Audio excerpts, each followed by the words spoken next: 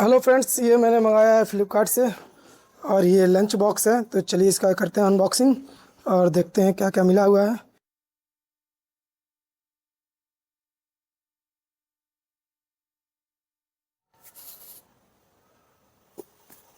चलिए करते हैं बॉक्स को ओपन और देखते हैं क्या क्या मिला हुआ है। सबसे पहले बॉक्स को कटिंग कर लेंगे।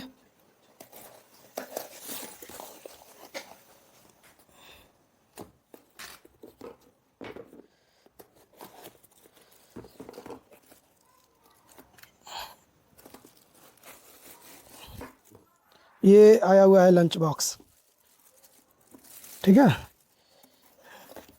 ये पीछे स्टील का दिया हुआ है और सामने आपका फाइबर दिया हुआ है।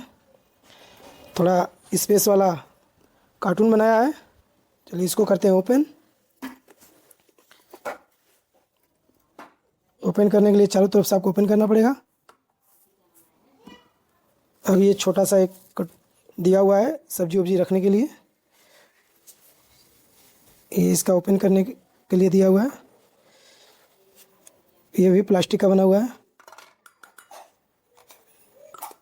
चलिए इसको बंद कर देते हैं। और ये आपके सामने बड़ा वाला बॉक्स, ठीक है। बस यही है और कुछ नहीं है।